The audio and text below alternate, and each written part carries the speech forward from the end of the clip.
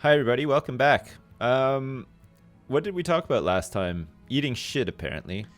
I from what wanted to talk remember. about how traditions got started. Because my theory yeah. is I that remember traditions now. get started by people Being associating the wrong fucking things dumb as together hell. because Yeah. we're humans. Yeah. Yeah.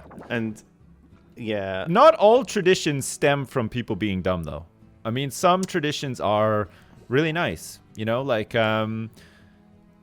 like Christmas, for example, is a great Well, tradition. modern isn't it? Christmas isn't really a tradition. Modern It's- commercialized Christmas is great. Well, Isn't but it? even a lot of the things that we consider Christmassy are Yeah. fucking really new tradition-wise. Like, I think now we've got the internet, it's going to lock down things a little bit more because it's going to sort of standardize things. And I think also Hollywood depictions of things have tended to lead to traditions being formed around those. But I think like a lot of things like in Christmas, like the Christmas card has only been sent for about sort of 70, 80 years. The Christmas crackers, I think, about 40 years old or something.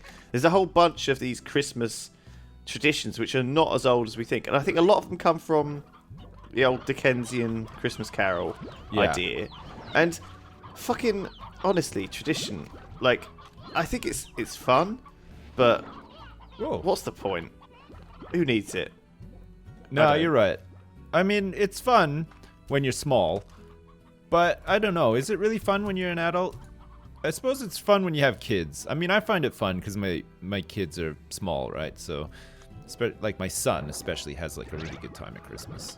How did this fucking guy get out? Does anyone know? I have no idea. Get back. No, but I mean, I think that yeah, Oh shit!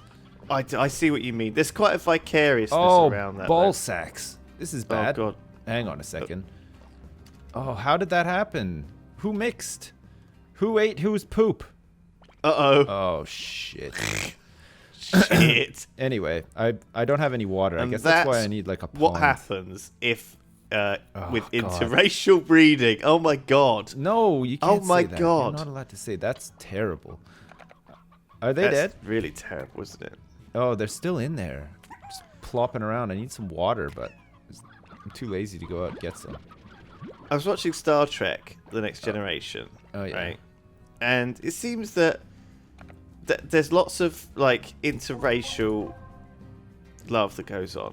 Yeah, Okay. well, and like between robots and humans and, you know, other people and stuff too. If a species grew up on an entirely separate planet, you would assume that their genetic makeup would be pretty different, right? Oh, crap. Yeah. And so we wouldn't be, be a little bit like a different species have that not being able to, like I just had a bit of a problem with some of it.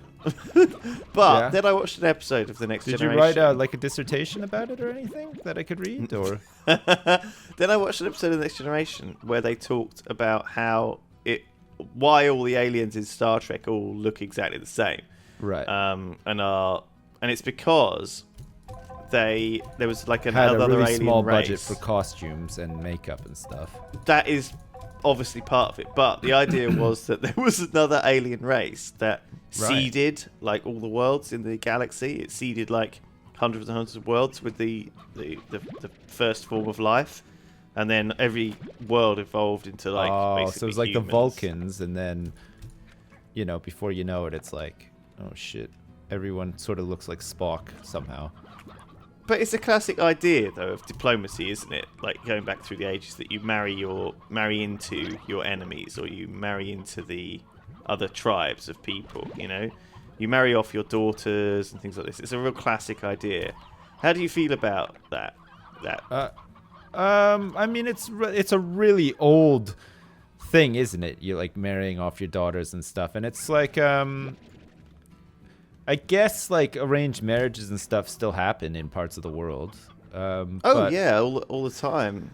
I think a lot of I don't think some of Yeah. them are terrible. I mean, some people actually seem to, eventually actually fall in love with their arranger, whatever. But I don't know.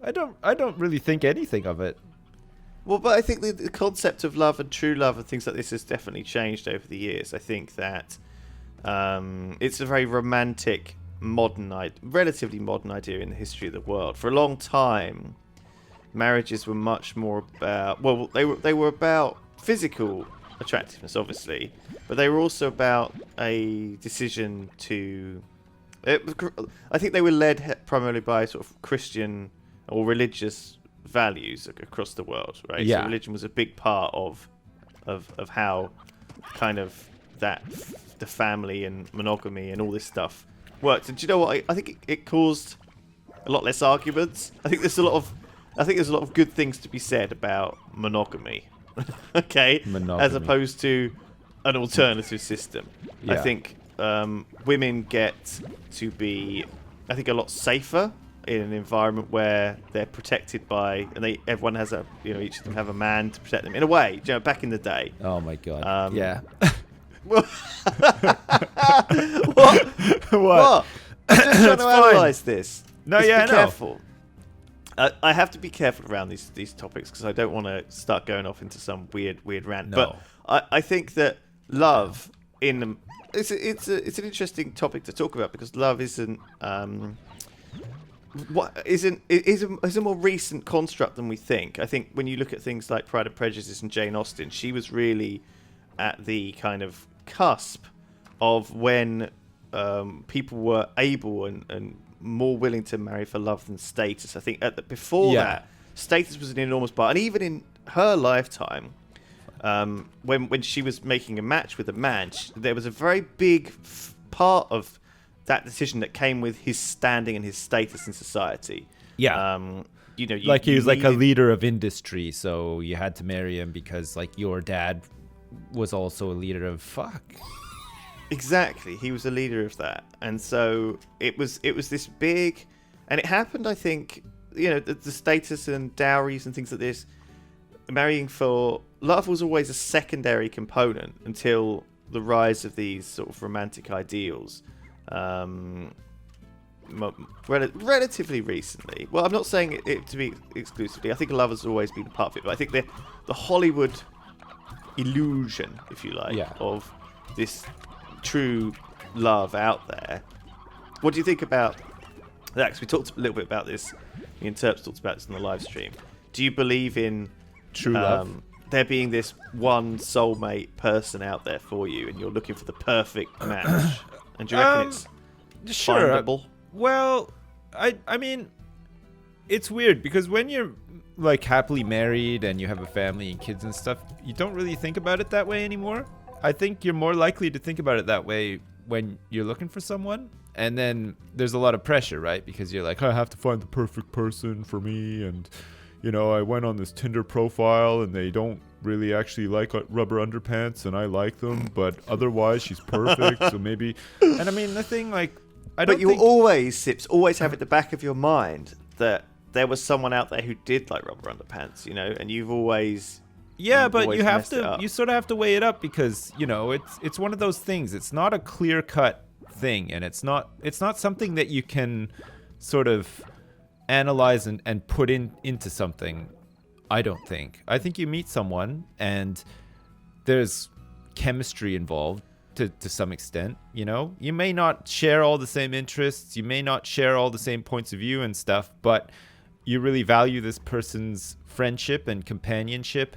And maybe you respect them for thinking differently to you. Maybe, you know what I mean? Like, it doesn't have to be this perfect soulmate thing. Like, it's sort of. I don't. It's but the I don't same think sort it's of the way thing that you, you're. I think. Well, I think you're saying that basically you are willing to make do.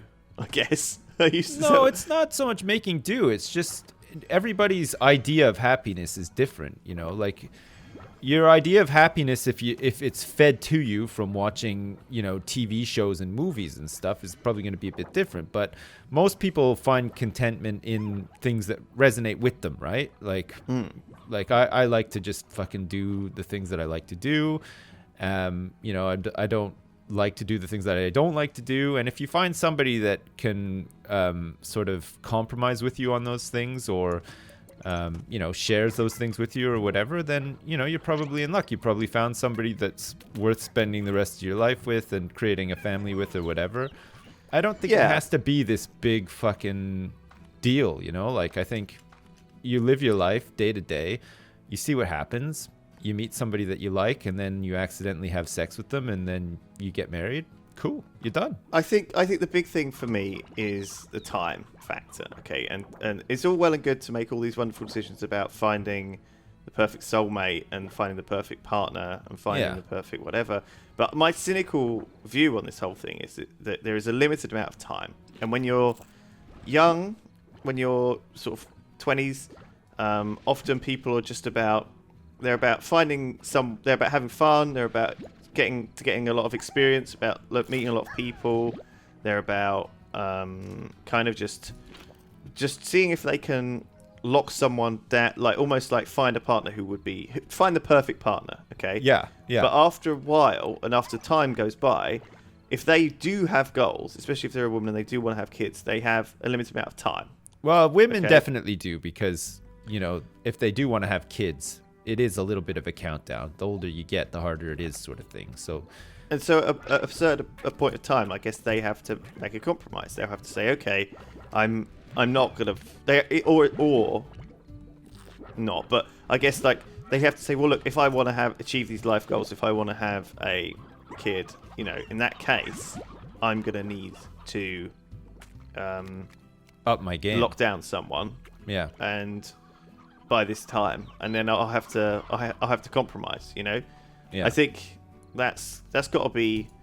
I think that does happen for sure, but I think that, like, I don't know. I think it's a tough one, isn't it? Because I don't think that way, so I don't identify with that. You know, like I wouldn't be under any pressure to do anything like that. If it didn't happen, I would be happy with, you know, it not happening and just carrying on, sort of thing. No, but for example, though, what if you got to 40 and then you'd still not had a fiance or a wife or any plans for children? You know, what if you got to 45? It would have happened to you eventually. You were still in the lucky phase where you didn't have any time pressure. And men's phase is a lot longer. We're very lucky that we can, you know, my dad didn't have me until he was 40 something.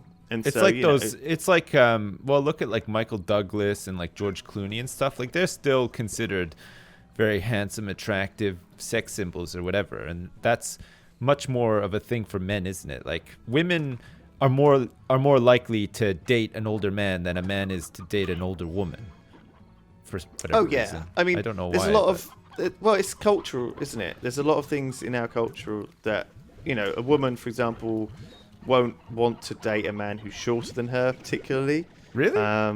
Or someone who's necessarily lower in stature, in work. I mean, an inch or two is not going to make a difference. But, you know, when you see a couple, it's also all about. I think it's all about perception. It's like when you see a couple, you don't want couples don't stay together if they're constantly being questioned. What's he doing with her?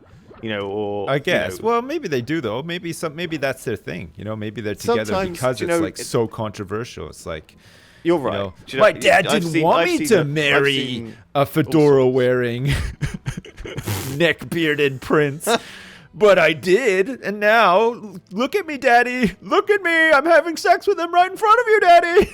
Like, you know, it gets a little bit weird, but I think it's like, you know, some people might own that. You know. So I think everyone's different. I think, you know, if you're feeling under pressure to like find a soulmate or whatever, Lewis, I don't think you need to. I think, you know, enjoy yourself. Just enjoy your life. You know, we talked about health tips. Let's talk about life tips now. Just have a great fucking time. You know, do things that you like to do. Have fun. Sit around in your house in your underpants. Because when you're with someone, that person is going to tell you not to do that. And that's not always the best either. There's always like you know, there's always another side to the story, isn't there? It's like, well, you know, do you want somebody? I think there's something to take away from that that's really important. The first one is that you can't be someone you're not. You can't fake yourself, right? You have to be true to yourself. If you, you know, love to play video games, you can't start going. You can't say to a woman, "Hey, I don't play any video games. I'm never gonna play video games." No. And then she like comes into your house one day and you've got like 4 side-by-side 4K monitors and like Diablo posters all over your bedroom wall, and you know, your mom is downstairs making meatloaf in time for your raid and stuff. You're like, baby, This isn't what it looks like. I'm not a pro gamer, okay? Well, I guess I'm trying to say if you What the- pretend to be someone that you're not, Yeah. and it'll bite you in the ass in the end. Like, especially, I think that's what a lot of people feel like.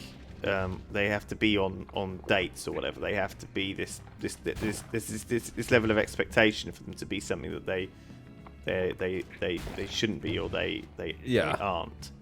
And then it ends up biting them in the ass because they've always met this woman under false pretenses. Do you know what I mean? Yeah. I'm Unless trying to you're throw willing this guy to over a cliff, by the way.